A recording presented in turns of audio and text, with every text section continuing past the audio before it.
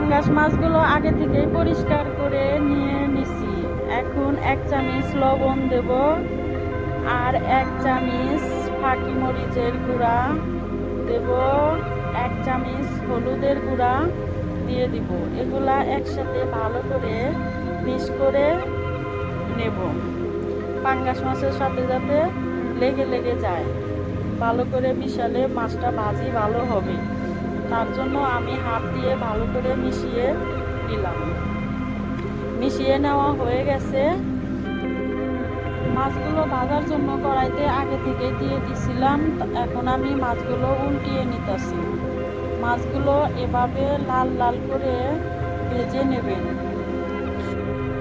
এভাবে উল্টিয়ে নিতে হবে।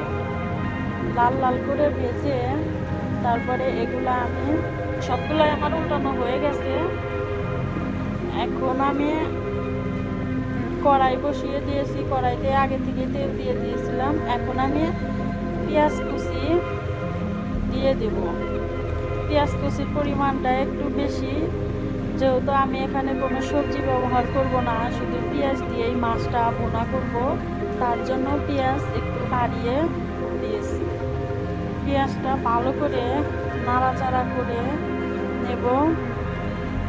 মাছ ভাজি করার সময় তেলটা একটু বেশি হয়ে গেছিল, সেই তেলটা আমি পেঁয়াজের ভিতর দিয়ে দেব, তার জন্য সেই তেল আমি ঢেলে দিতেছি। এভাবে নাড়াচাড়া করে নেব। ভালো করে নাড়াচাড়া করে নিয়ে আমি 1 চামচ লবণ দিয়ে দেব, যাতে পেঁয়াজটা তাড়াতাড়ি সিদ্ধ হয়, তার জন্য 1 চামচ লবণ দিয়ে দিলাম।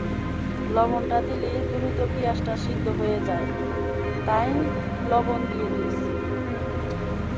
আপনারা চাইলেও লবণ দিয়ে দিতে পারেন। আমার পেঁয়াজটা ভাজা হয়ে গেছে। আমি এখন দিয়ে দিব রসুন বাটা, আদা বাটা দিলাম, জিরা বাটা, আর 3-4টা কাঁচামরিচ ফালি করে নিয়েছি। কাঁচামরিচ দিয়ে দিলে ভালো করে নাড়াচাড়া করলাম। এখন দিয়ে দেব হলুদ, 1 চামচ হলুদের গুঁড়া, 1 চামচ ধনিয়ার গুঁড়া, 1 চামচ মরিচের গুঁড়া। এগুলা দিয়ে ভালো করে কষিয়ে নেব। কষানো হয়ে গেছে, 1 পট পানি দিয়ে দিয়েছি। এখন বলক আসার জন্য একটু অপেক্ষা করব। পানিটা বলক এসে গেছে। আমি এখন মাছগুলো দিয়ে দেব। সবগুলা মাছই এগুলার ভিতরে দিয়ে দিলাম। দিয়ে দেওয়া হয়ে গেছে। এখন এই পানিটা শুকিয়ে নেব ভালো করে। একটু পানি রাখবো না, যাতে শুকায়া যায়। পাঙ্গাস মাছ ভুনা হয়ে গেছে। আপনারা চাইলে বাসায় এরকম করে বানিয়ে খেয়ে দেখতে পারেন কেমন লাগে। আমার ভিডিওটা ভালো লাগলে লাইক করবেন, কমেন্ট করবেন এবং সাবস্ক্রাইব করবেন। ধন্যবাদ।